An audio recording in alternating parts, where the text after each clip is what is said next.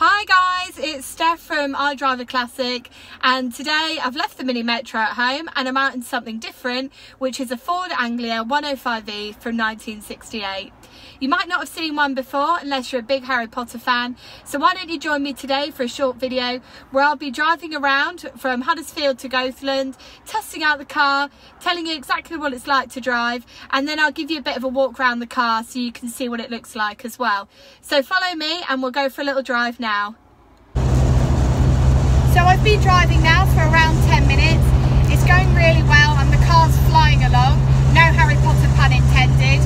And it's only taken me a short while to get my head around the car, which is quite nice really, because I feel like you don't get to start enjoying a car until you've got your head around it. So my first impressions are that the gearing ratio is totally different to what I'm used to. So in a Morris Minor, there's quite a lot of travel between the different gears, whereas on this, actually the gears are all quite close together. And so for me, I'm used to reaching down, which a lot of people Morris Minors will know what I mean, whereas on this I'm having to reach forward to reach for the gear. Aside from that, really nice handling. So I'm used to a car being a little bit rattly, a little bit all over the place, and not just because I tend to pick bad examples, but because that was kind of typical of the era, whereas this is really sticking to the road. I'm finding that it's kind of flying along, so I'm doing about 65 now and it's so smooth. I wish you could be in the car with me to feel it. So there's a little bit of wind noise, but actually it's not bad at all, and I can see exactly why Ford said it was the most exciting small car of its time. So a little bit more Ford Anglia trivia for you.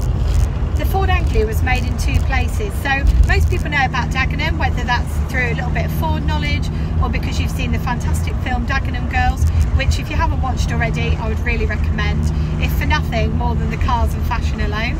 They were also made in Liverpool as well, which is still in use as a car factory and it's now making new Land Rover Discoveries. And when I went up for a factory tour at the end of last year, they actually still have some of the equipment that Ford were using on these Anglias, which goes to show how advanced it was at the time. The factories that Ford used were based on the factories that they'd had in Detroit. So even when I went in to see the Land Rovers last year, I was able to see that you walked in and it looked exactly like the factories in Detroit.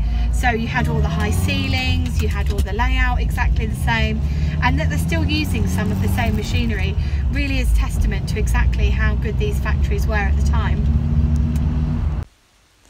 At this point in my journey, I'm about 90 miles away from home and I'm nearly at the village of Ghostland.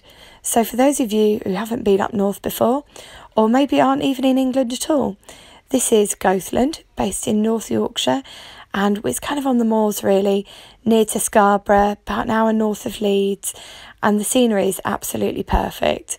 There's a lot going on here, sheep running around in the roads and just random animals knocking about. So for those of you who maybe don't know anything about Ghostland, it was actually the scene of the TV series Heartbeat, and it was named Aidensfield. Most of the filming took place here or round about here, and as we cross this bridge we officially come into Ghostland. And what I'm going to do is stop this video and just show you around the car and just tell you exactly why the Ford Anglia is such a special little car. So we've gone for a little drive and I'm going to start off by talking you through this car by showing you quickly what it looks like inside. So I'll open up.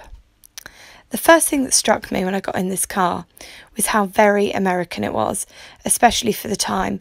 So some really nice detailing there. Have a look around at all the different bits, how the windows are, all the interior, how it's laid out, all the extra chrome. Look where the lights are as well. I thought this was really interesting. So they're right in front of you, which actually makes it easy when you're driving along and need to pop them on. And then you've got the horn to the right of you. On British cars, it's on the left, by the way. And then on this side, you've actually got your lights. You've got your dash with all the heater controls and your choke, some extra dials. Then you've got your speedo.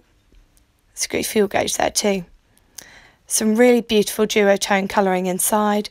Again, it's all that chrome. And then something I really liked was the catches on the back windows.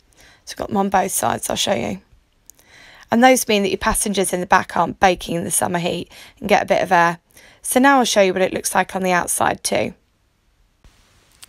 So now that we've seen the inside of the car, it's time to have a look at the outside.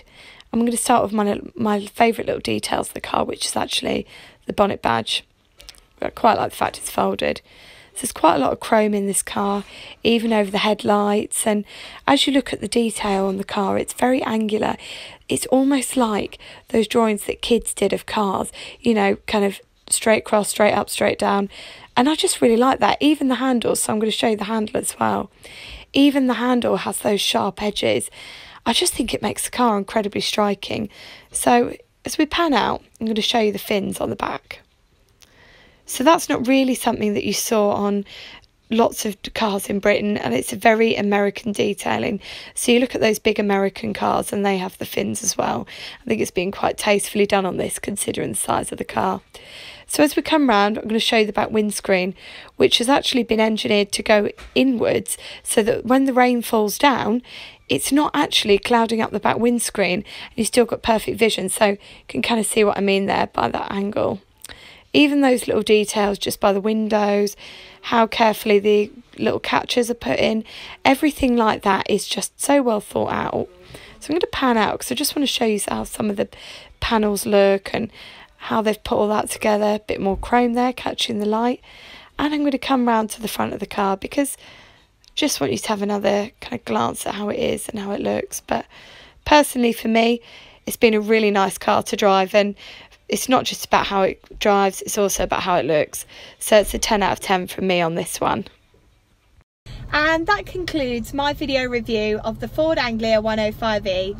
I really hope you've enjoyed the video today, but please leave me some comments in the box below. Just any questions you've got about the car or any feedback on the video would be great. And if you're on Instagram, please check me out at IDRIVEACLASSIC. If not, I'll see you next Sunday for the gearbox changeover video. Take care, bye!